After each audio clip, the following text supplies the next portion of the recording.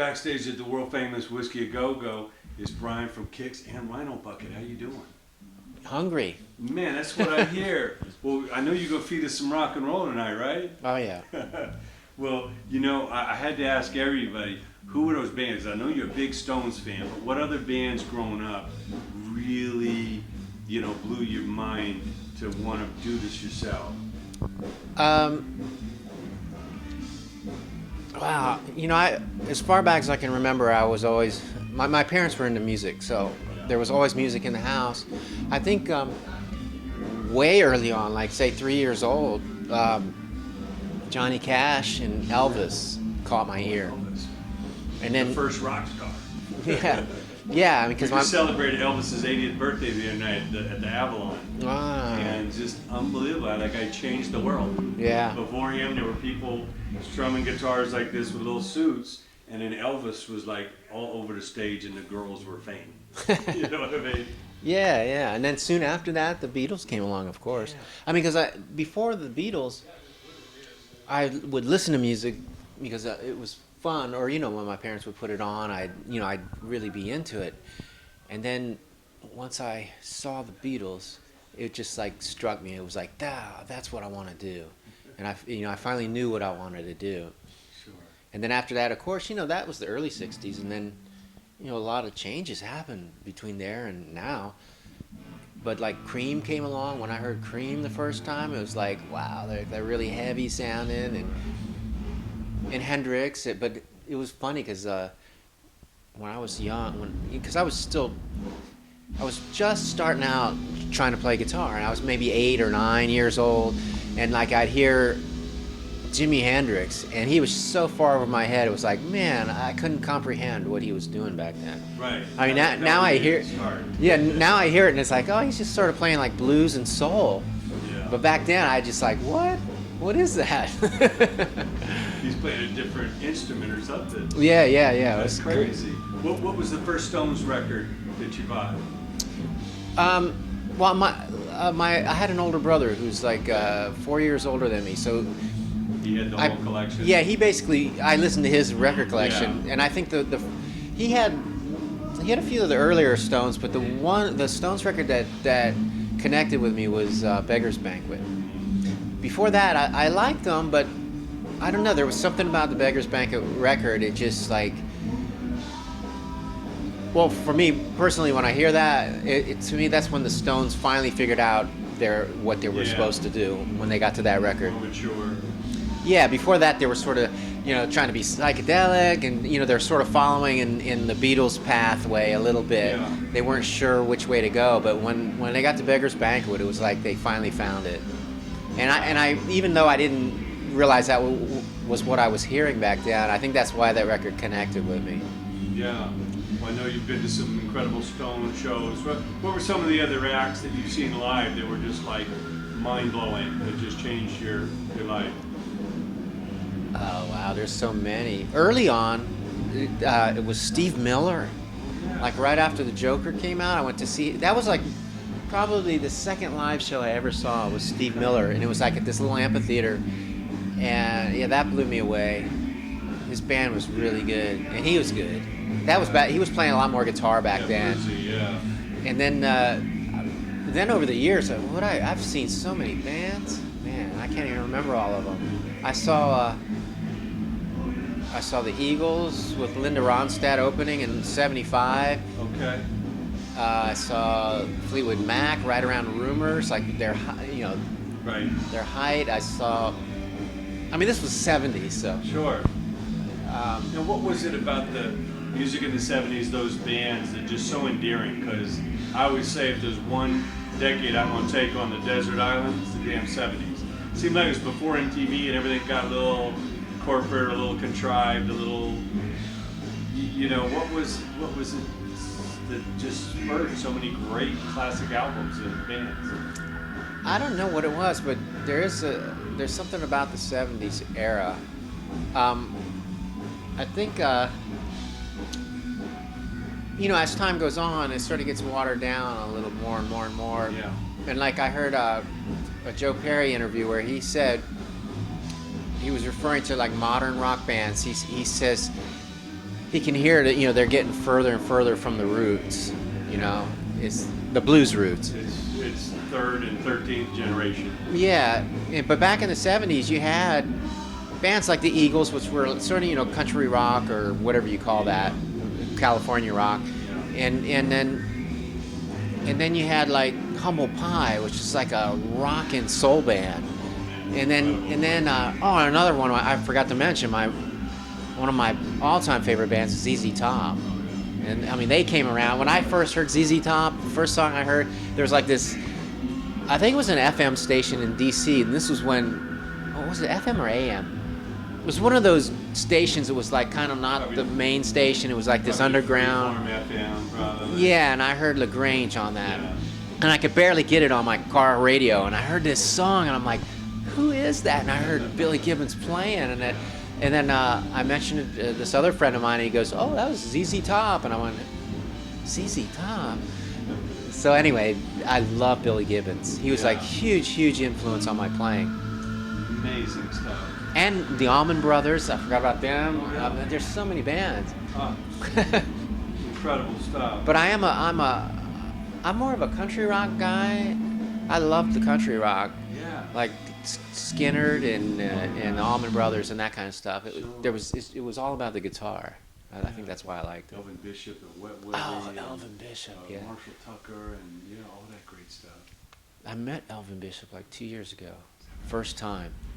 It was at a fairgrounds. We were playing, and there was 2 different stages, and he was playing further down, and I couldn't go see his show because we were going on, like when he was done, we were going on. So I was getting ready to go on, and later on, I walked down to the catering.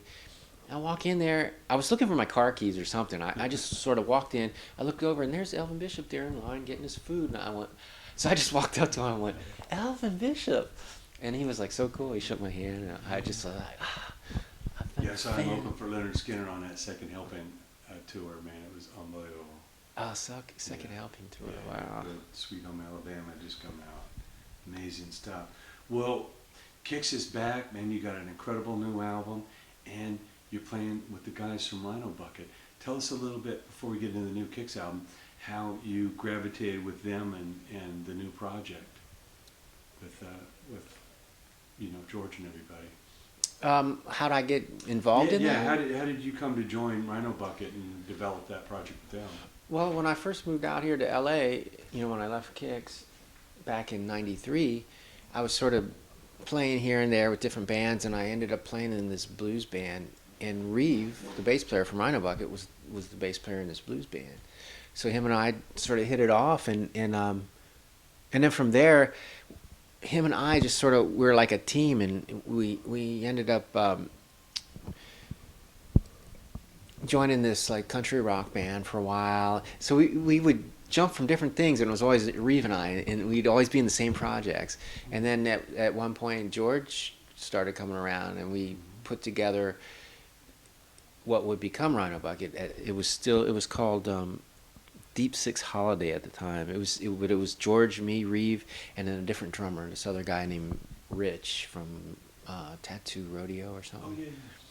And so we did a couple gigs, and then I had to go away for a while to rehab and jail and rehab and all that junk.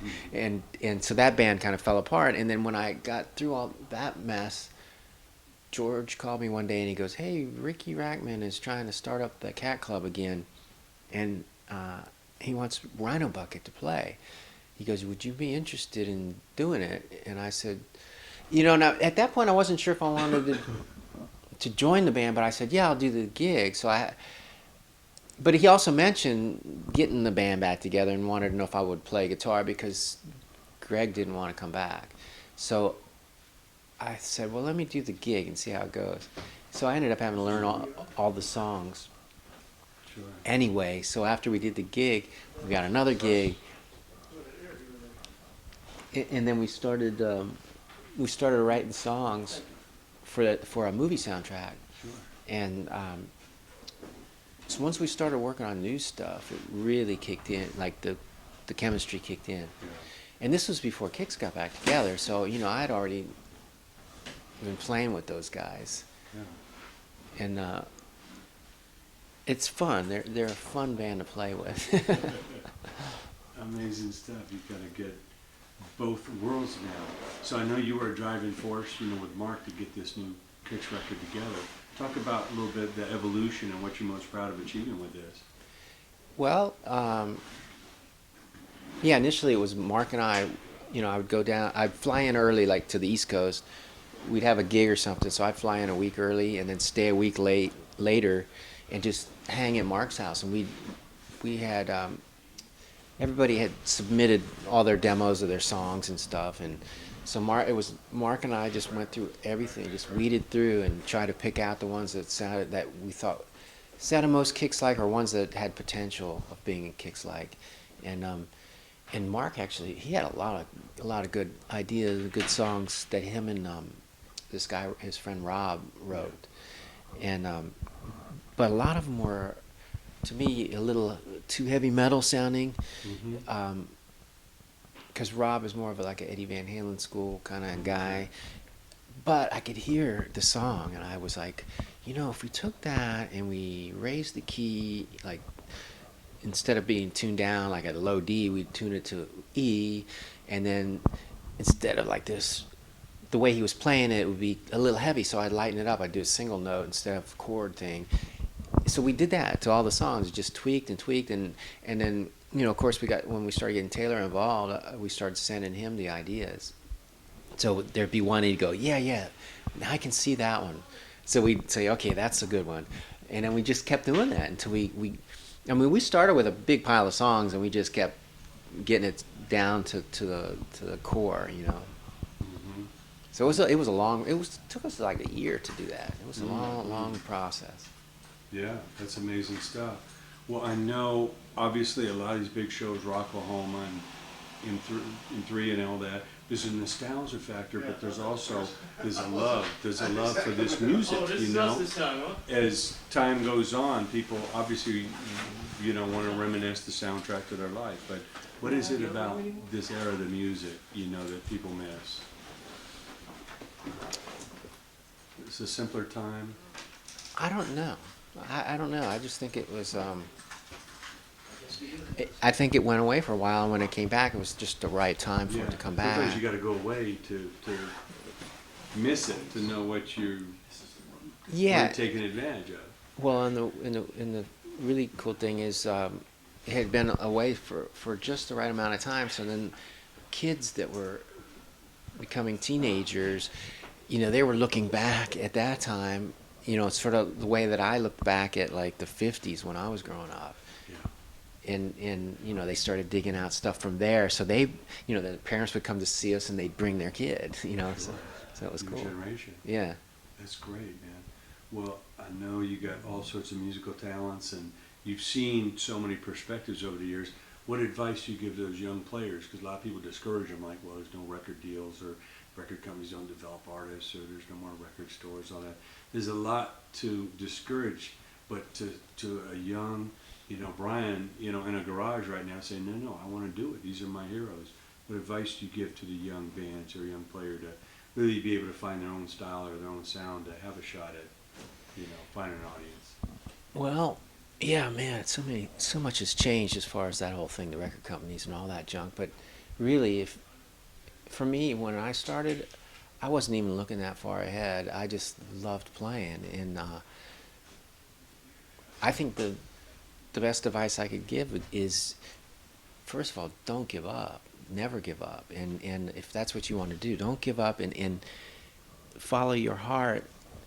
And I would say don't follow trends.